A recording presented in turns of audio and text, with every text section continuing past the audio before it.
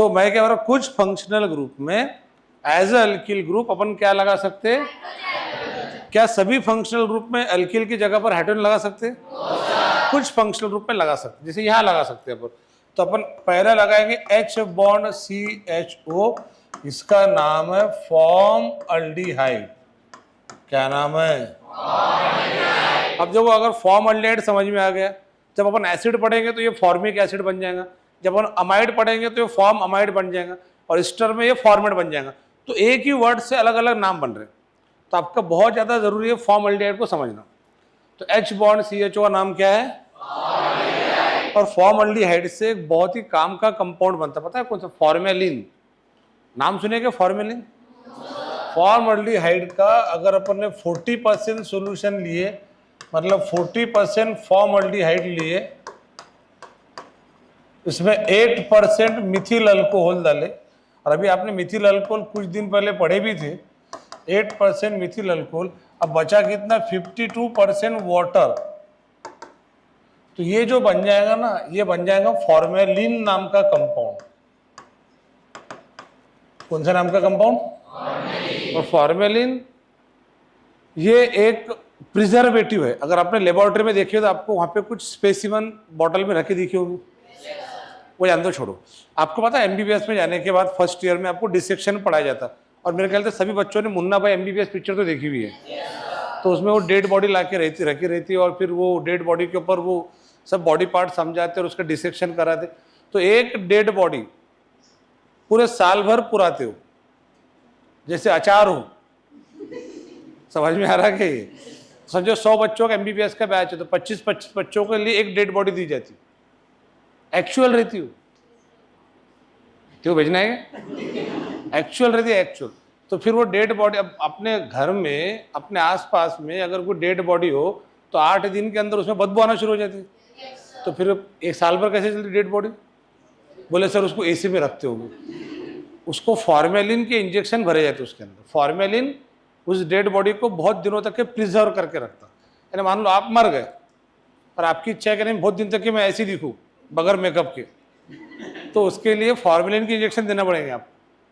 तो फॉर्मेलिन आपके dead body को प्रिजर्व करके रखता, उसको प्रिजर्वेटिव कहते हैं। तो जो बायोलॉजिकल, अब आपके 10 तक के स्कूल में पता नहीं थे क्या नहीं, पर अपने लेबोरेटरी के अंदर देखो बहुत सारे अलग अलग एनिमल की ये स्पेसिमन है, तो एक बॉटल में रखे रहते हैं, और बॉटल में लिक्विड, तो पानी नहीं रहता, वो फॉर्मेलिन मिक्स रहता है उसके अंदर। तो फॉर्मेलिन क्या है? ये बायोलॉजिकल स्पेसिमन को प्रिजर्व करने वाला केमिकल है। सादी भाषा में इसको प्रिजर्वेटिव कहते हैं। क्या कहते हैं? तो फॉर्मेलिन बनाने के लिए सबसे अहम रोल किसका होता है? फॉर्मल्डिहाइड। ये क्वेश्चन नीट और JEE में पूछा जाता कि फॉर्मेलिन का कंपोजिशन बताओ, मतलब कंटेंट बताओ। तो 40% फॉर्मल्डिहाइड, 8% मिथिल अल्कोहल। क्या अभी अपन ने फंक्शनल रूप में कल पढ़े थे इसको? अरे बॉन्ड OH पढ़े ना अपन ने? तो मिथिल अल्कोहल और 52% वाटर, ये सब मिला के क्या बनता? फॉर्मेलिन क्या है? Preservative for biological specimen. Formalin क्या है? प्रिजर्वेटिव फॉर, अरे बोलो ना रे, फॉर्मेलिन क्या है? Preservative for biological specimen. Preservative for biological specimen.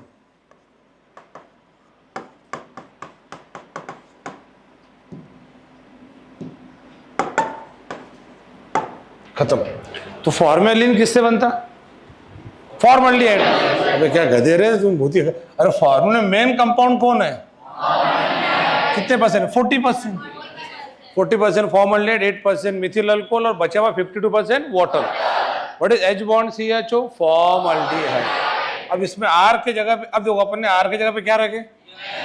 Hydrogen alkyl है क्या? अब अल्किल के एग्जाम्पल रखेंगे। अल्किल का पहला एग्जाम्पल कौन है? CH3। तो CH3 बॉन्ड CHO, इसका नाम है एसिटाल्डिहाइड। क्या नाम है? एसिटाल्डिहाइड। दूसरा, अब R की जगह पे C2H5 रखो, तो C2H5 बॉन्ड CHO, तो इसका नाम है प्रोपियोनाल्डिहाइड। क्या नाम है? अरे बोलो ना क्या नाम है?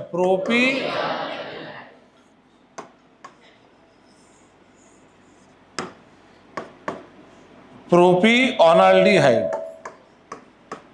प्रोपीऑनल्डिहाइड, ये नाम 10 तक के पढ़ेंगे आपको, इसलिए थोड़े नए हैं तो पहली बार हार्ड जाएगा, तो कोई दिक्कत नहीं, 25 बार होमवर्क जिंदाबाद।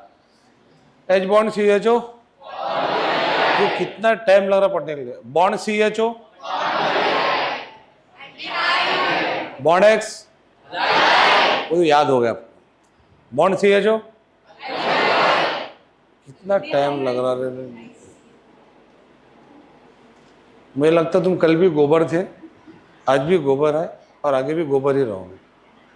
Bond X, bond CHO, R bond CHO, H bond CHO, CH3 bond CHO।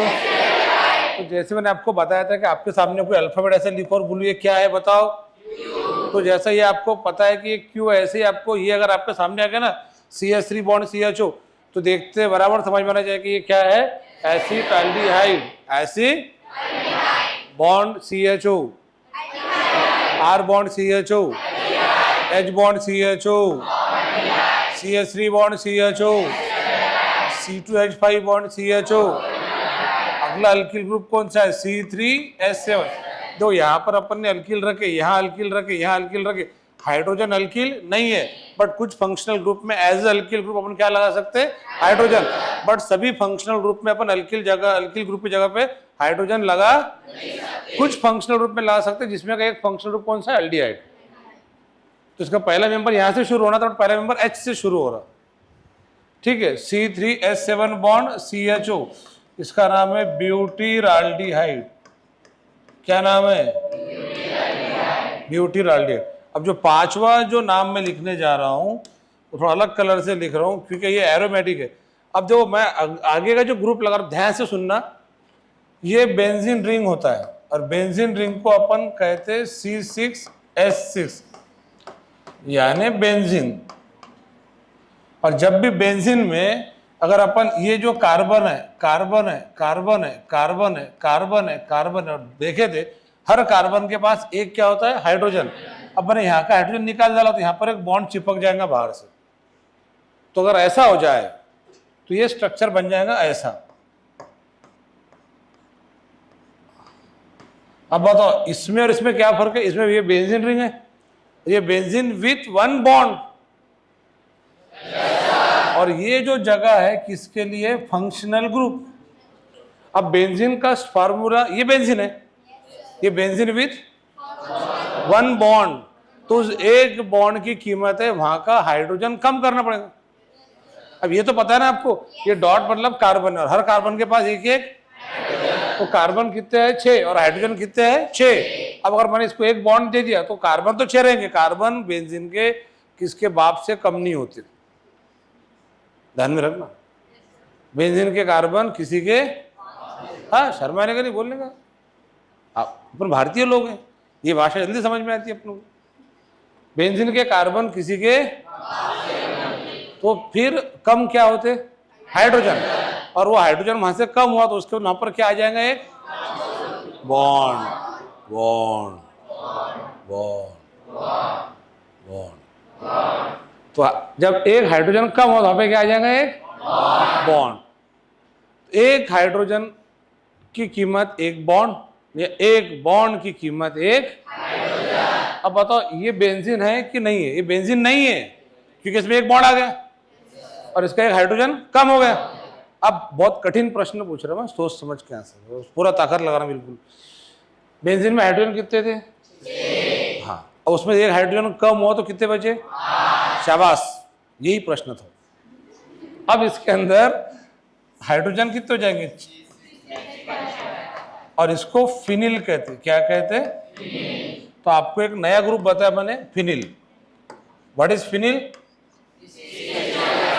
धड़ा धड़ा बोर्ड पे लिखे हुआ दिख रहा, देख के भी बोल नहीं सकते, क्या बड़े बैले रे भाई। अरे फिनिल उतना आराम से समझाया कि बेंजीन ये होता है और फिनिल ये होता है। अब इसका स्ट्रक्चर ये ऐसा रहेगा या फार्मूला ऐसा रहेगा, C6H6 benzene, C6H5 phenyl, C6H5 bond CH2 benzyl, phenyl के बाद बेंजिल आता, C6H5 bond CH benzal, C6H5 bond C benzo, C6H5 bond CO benzoyl. मतलब बोले सर तो बहुत ही खतरनाक है, तो खतरनाक तो है, वैसे भी आलतू फालतू सब्जेक्ट थोड़ी पढ़ाते हैं अपन, वो क्या बायोलॉजी है कुछ भी पढ़ा लेंगे।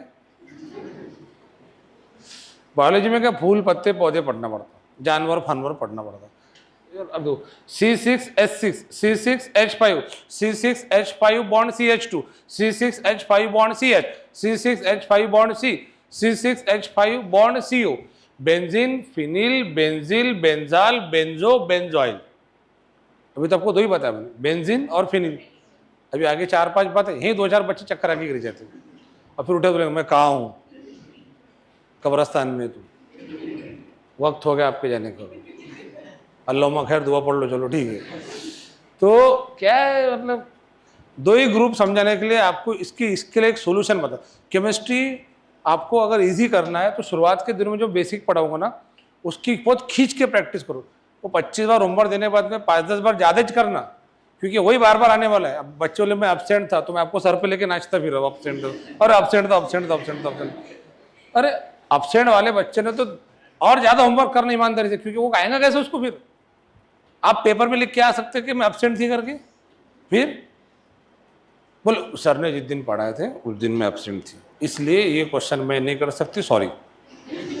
नीट के अंदर वैसे लिख लेना पे क्वेश्चन के बाद,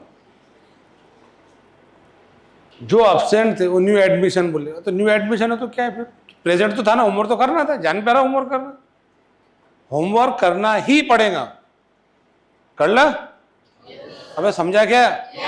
नहीं तो मैं डायरेक्ट अब 2 0 की पनिशमेंट दूंगा आपको, 1 0 डायरेक्ट 2 0 फिर, और अपने 0 पता है 1 कैसे लगता है, फिर तो पलट के देखने से डबल हो जाता ना होमवर्क। अरे बोलना, हाँ फिर तो C6H6 बेंजीन C6H5 फिनिल।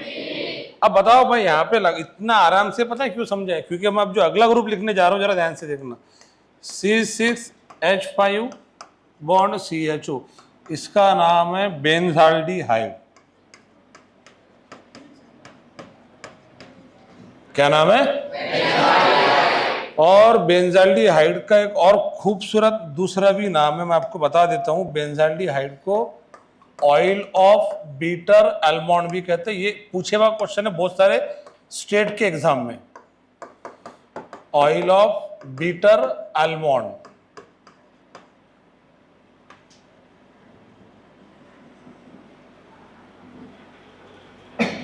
ये बराबर ये बराबर ये 25 बार, ये अलग से 25 बार। होमवर्क समझ में आया? Yes sir. ठीक है, सिर्फ इतना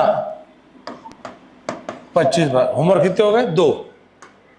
और तीसरा होमवर्क यहां से लेके यहां तक,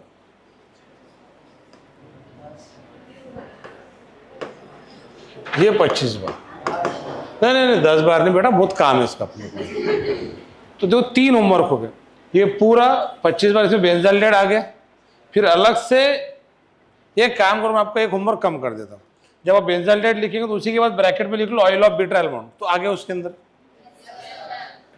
समझ भी नहीं आएंगे, अलग से कर देंगे। क्या बात, वो कितने समझदार बच्चे। तो ये पूरा हो गया 25 बार एक होमवर्क, और दूसरा ये होमवर्क 25 बार। तो अब मैंने पूछा कि फिनिल ग्रुप का फार्मूला बताओ। अब बताओ ये बेंजाल्डिहाइड को मैं कैसे लिख सकता हूँ? मैं बेंजाल्डिहाइड को ऐसे भी लिख सकता ना, ये एक बात, बेंजीन रिंग विथ 1 बॉन्ड, ये हो गया फिनिल। अभी तो लिख के दिया, और यहाँ पे क्या लगा दिया? CHO। तो बेसिकली ये बेंजाल्डिहाइड ही है। तो बताओ बेंजाल्डिहाइड को कैसे पढ़ सकते? C6H5 bond CHO। बेटा वो मिश्रा जी पढ़ना है, मुंह से बोलते रहना। तो कैसा पढ़ेंगे? C6H5 बॉन्ड CHO, या फिर benzene ring 1 bond CHO। Benzene ring, benzene ring, benzene ring. अगर आपने ईमानदारी से हंसते खेलते कोऑपरेट करे पढ़ाई के अंदर, तो 2023 की नीट में, 24 के नीट में, पिछले साल पूरा केमिस्ट्री का सिलेबस मैं नहीं पढ़ाया था उस बार को। 4 बच्चे थे जिनको 180 आउट ऑफ 180 आए नीट के अंदर, फाइनल पेपर की बात कर रहा हूँ। 4 बच्चे थे, वो भी 8 महीने में उनको सिलेबस कंप्लीट करा था। कितने महीने में? 8। तो आप लोगों का एक काम है, कल स्पोर्ट्स डे था, कल एंजॉय करें। वहाँ पे आपको ने बोला कि अक्षर बोरे फंक्शनल ग्रुप, और बोले मास्टर पागल है कि कहीं भी शुरू हुआ था, बोले क्या। तो जो जिस जगह का काम है वो उसी जगह करना। तो स्पोर्ट्स डे था तो वहाँ पर किसी ने बोला कि किसी सर ने बोले, बायोलॉजी सर ने ये डायग्राम निकाल के दिखा ग्राउंड के अंदर।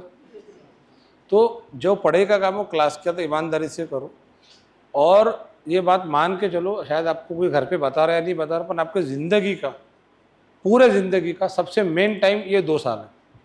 इसके पहले आपने 13 साल पढ़ाई करे, नर्सरी, लोअर केजी, अपर केजी 3 साल, और फर्स्ट टू 10th 10 साल। वो 13 साल मिला के 1% भी नहीं होता, और ये जो 2 साल मिला के 99% से ज़्यादा होता। तो 13 साल की पढ़ाई कोई काम की नहीं आपकी, अगर ये 2 साल आपने बर्बाद कर दिए तो वो फेल होगा फिर काम। और अक्सर बच्चे 10वीं के बाद जाने के बाद जब 16 साल क्रॉस हो जाते हैं उनकी ज़िंदगी की, तो खुद को वो बहुत